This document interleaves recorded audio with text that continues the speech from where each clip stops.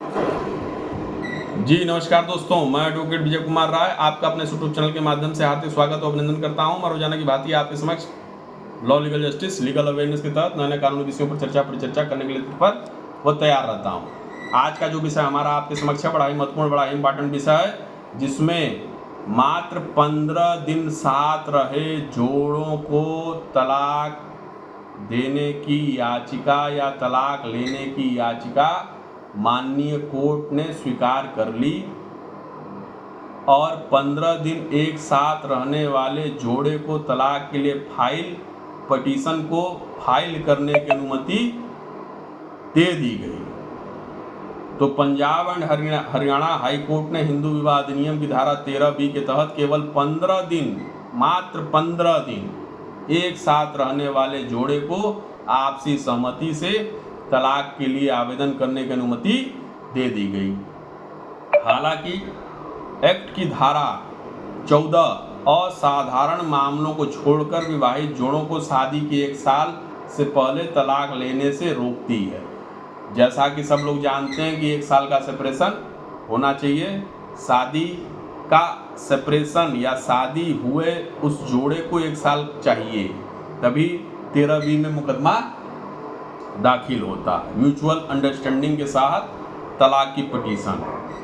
लेकिन यह मामला बड़ा रोचक और बड़ा विचित्र है कि जिसमें मात्र पति पत्नी 15 दिन साथ रहे और कोर्ट ने बाकायदे उनको इजाज़त दे दी कि नहीं ठीक है, आप डाइवोर्स की पिटीशन फाइल कर सकते हैं, वो भी 13B के तहत, यानी म्यूचुअल अंडरस्टैंडिंग के तहत तलाक की पिटीशन फाइल कर सकते हैं। यही तो माननीय हाई कोर्ट का वो व्यू था जिस पर चर्चा परिचर्चा मैं आपके समक्ष करने के लिए तत्पर और तैयार हूँ। यदि आपने इस वीडियो को स्वाइप किया और यदि आपने भगा के देखा तो पूरी कहानी न आप समझ पाइएगा न उसको आप समझा पाइएगा कि माननीय कोर्ट द्वारा जो चीज़ें कही गई वो किस लेवल की थी, कहाँ तक उन्होंने बात कही।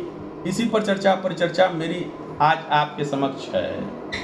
तो माननीय कोर्ट द्वारा बड़े स्पष्ट तौर पर क्या कहा गया, तो माननीय कोर्ट ने स्पष्ट तौर पर यह कहा कि 14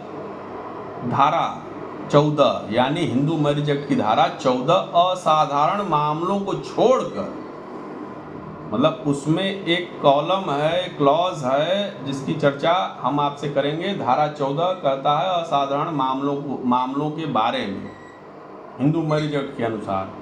तो हिंदू मैरिज एक्ट की धारा 14(1) के अनुसार अदालतें विवाह विच्छेद के लिए किसी भी याचिका पर विचार करने के लिए सक्षम नहीं है जब तक कि याचिका प्रस्तुत करने की तिथि पर विवाह की तारीख से 1 वर्ष बीत न गया हो, यानी सेपरेशन 1 साल का न हो गया।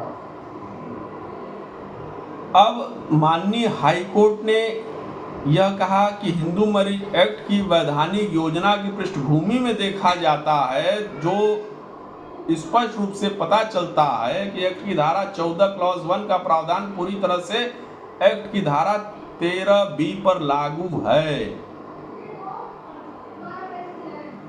अब माननीय हाई कोर्ट ने स्पष्ट तौर पर यह भी कहा कि 1976 के संशोधन एक्ट के माध्यम से एक्ट में धारा 13B को शामिल करने के पीछे का उद्देश्य इस व्याख्या को और बढ़ाता है, यानी इस व्याख्या को और बढ़ाता है। दूसरे शब्दों में एक्ट की धारा 13B के तहत एक्ट की धारा 14 के अनुसार विवाह की तारीख से 1 वर्ष के भीतर पक्षकारों यानी याचिका दायर करने के लिए अदालत से अनुमति लेने की हकदार हैं।